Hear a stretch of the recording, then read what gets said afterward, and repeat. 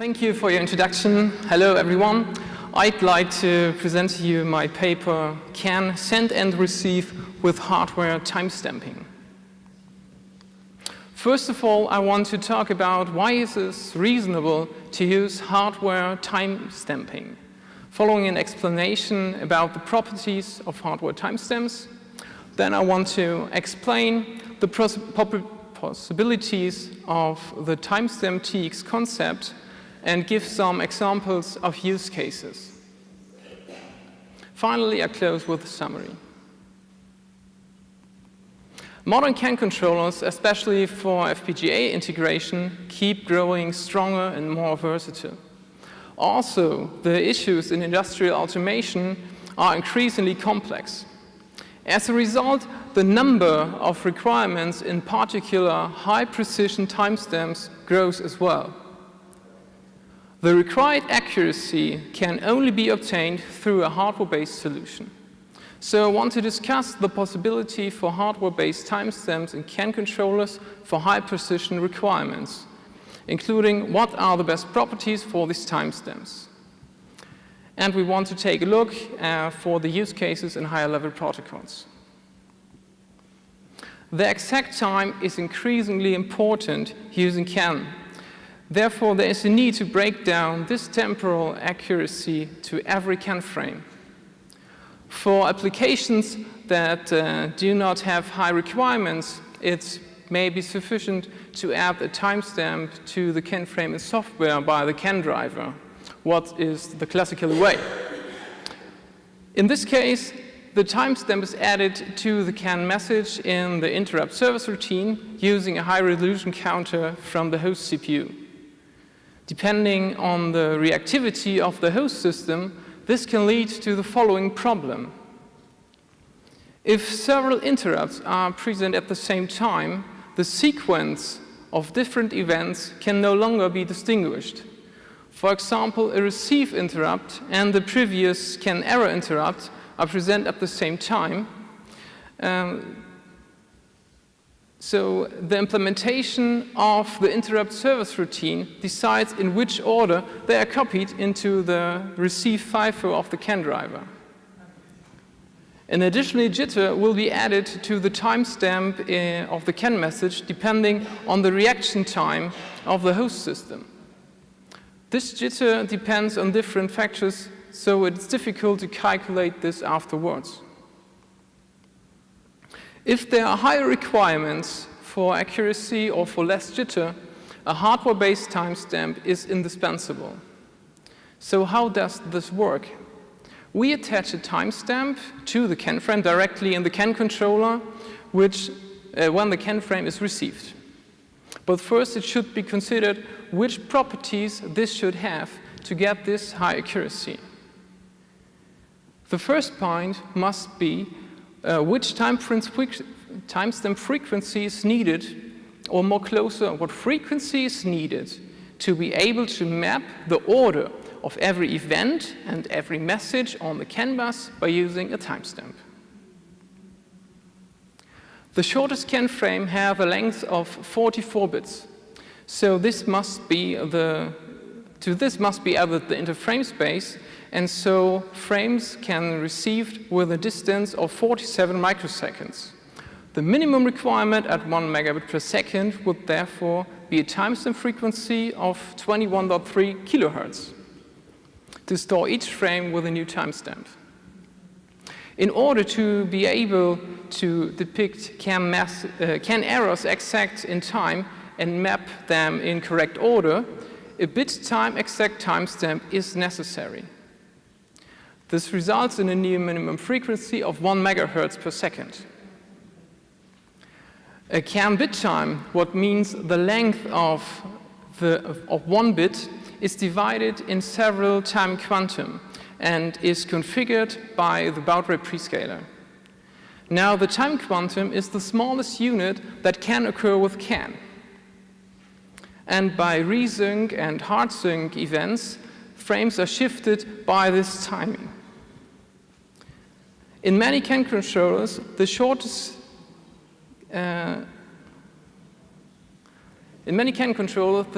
time quantum of the CAN control is the CAN controller frequency. And so this results in the fact that the required timestamp frequency must be the CAN controller frequency in order to be able to map all events and messages on the CAN bus exactly via a timestamp. The CAN controller frequency or a higher frequency must be selected. Only for information, in modern CAN-FD CAN controller, the allowed frequency is about 20, 40, and 80 megahertz.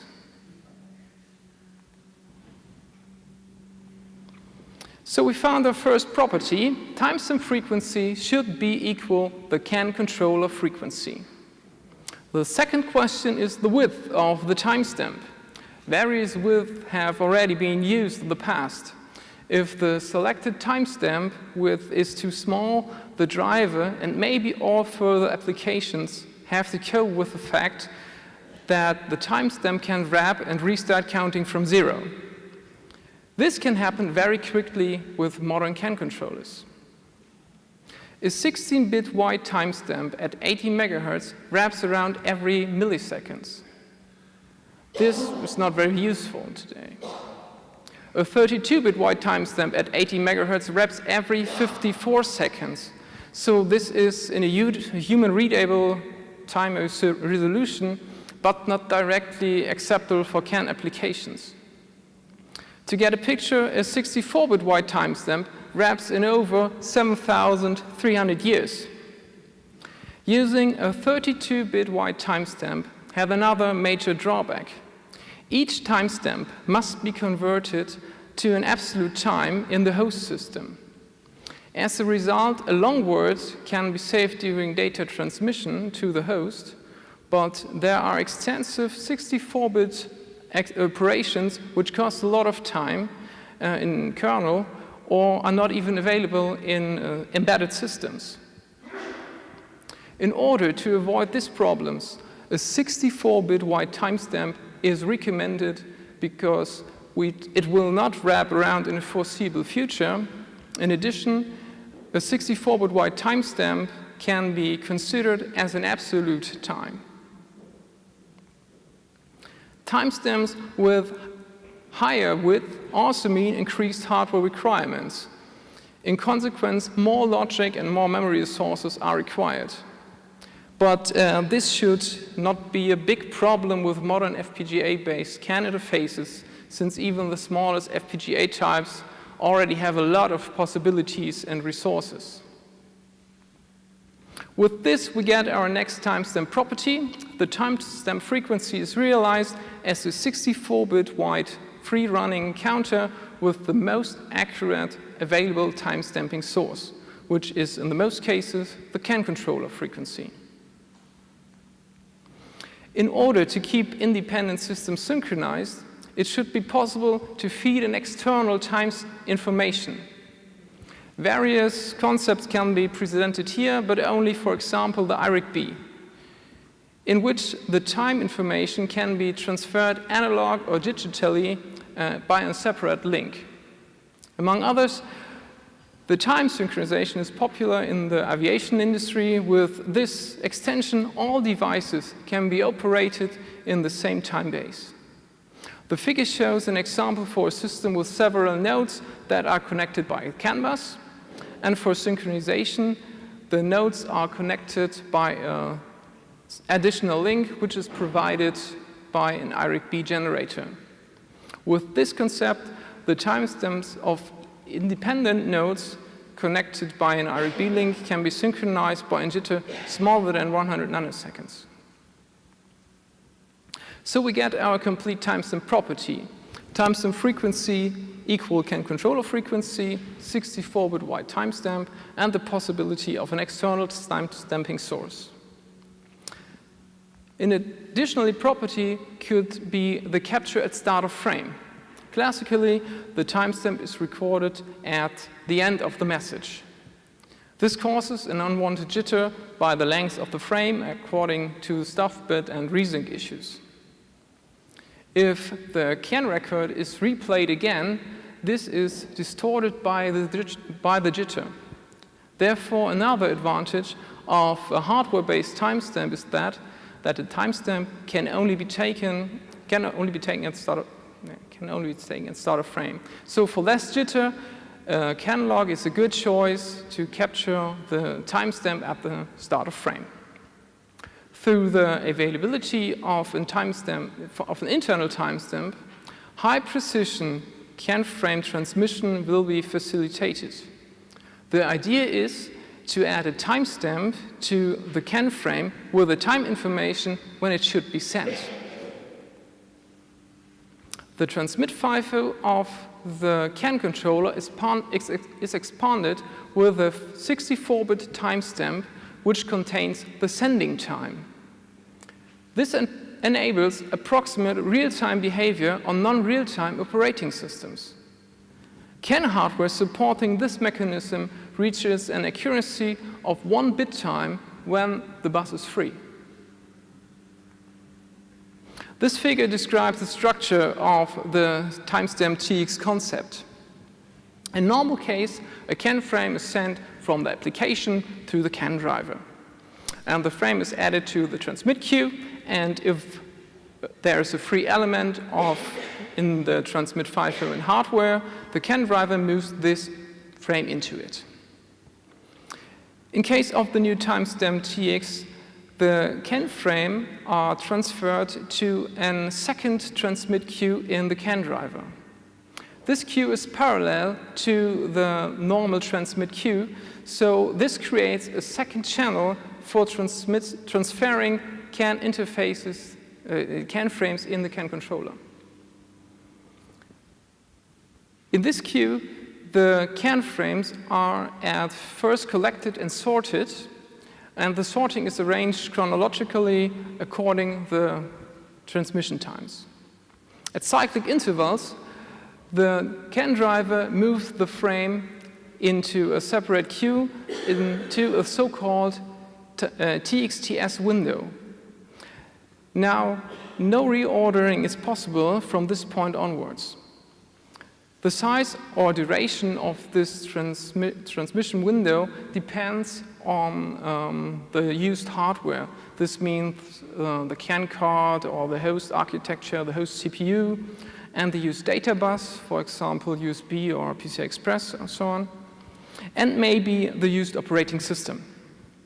Typically, this value is about approximately 100 milliseconds before the actual planned time of transmission.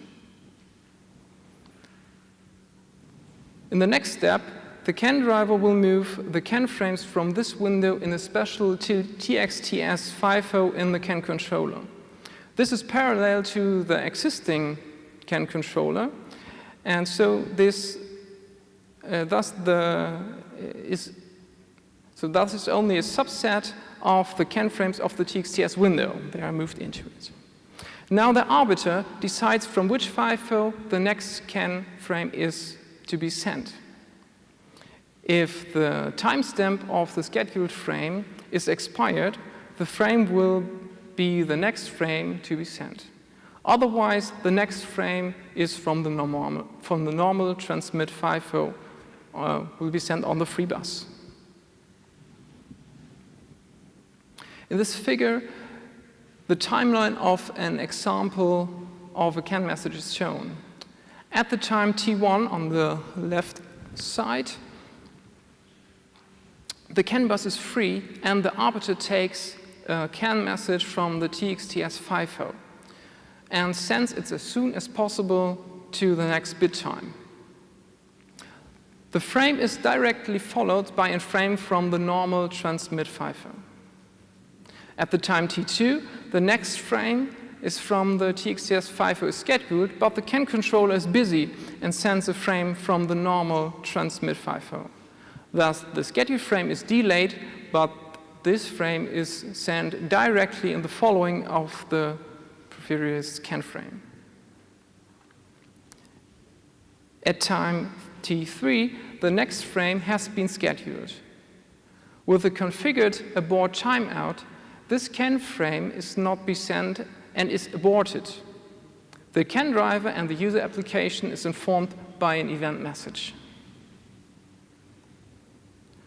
Timestamp TX is fully compliant with ISO 898 and does not break any rules of transmission. A scheduled frame will only be transmitted in time if the bus is free, as is idle, and the priority qualifies for the transmission at the certain moment. Otherwise, the transmission is delayed until the correct conditions are given, and the transmission is aborted, or the transmission is aborted by a timeout, for example. Hardware-based timestamps can be used in many areas. In more and more industrial sectors, there are increasingly demands on accuracy. Validations can only be carried out meaningfully if the corresponding tools have the required precision. The use cases shown here are only an example for the industry areas and application with which hardware-based timestamps can be used. Due to high-resolution timestamps, highly accurate CAN logging is possible. It can be used for documentation, but also for further offline error searching. A bit accurate image of the CAN bus can be analyzed afterwards. The combination of the hardware-based timestamp in send and receive direction makes it possible to replay an exact CAN log again. In the area of residual bus simulation, a higher accuracy is possible. The scenarios can be calculated in exact bit time. For the validation of the system under test, the CAN frame with hardware-based timestamps give an exact image of the CAN bus. In some systems, an exact sync signal is required. This can be ensured with the timestamped TX mode. Herewith can be programmed a precise sync generation. Other higher-level protocols are also possible. For example, the protocol ARINC 825. The available CAN bus is there divided into several time slices. And in these time slices, CAN frames can be sent cyclically. It must be ensured that the CAN frame are only sent within this time slice. CAN frames that cannot be sent in case or a busy bus or an overloaded time slice must be aborted. This is a short explanation to ARINC 825. A hardware-based timestamp results in a smaller jitter in comparison to a software timestamp. With this advantage, a timestamp synchronization via CAN messages in the CAN network results in a higher accuracy. For this application, it is necessary to reduce the interrupt latency to get the best results. So in conclusion, high-precision hardware-based timestamps improve the accuracy in areas where CAN is used. This may be in aerospace, automotive, medical, or general industrial automation. Hardware-based timestamps usually results in a higher accuracy compared to software timestamps, as the jitter does not depend on real-time capabilities of the host CPU or the load of the host system. Hardware-based timestamps in CAN controller frequency with a width of 64-bit are the best choice for high-precision timestamp resolution. In order to reduce the jitter even further, timestamps can be captured at the start of frame instead of the end. A 64-bit hardware-based timestamp is needed more hardware resources in the CAN controller, but offers an absolute time in hardware and so a variety of advantages. In addition, the transmit FIFO of the CAN controller is expanded with a 64-bit timestamp, which contains the sending time. This enables approximate real-time behavior on non-real-time operating systems, and thus provides hardware support for higher-level protocols. And with this, I want to thank you for your attention.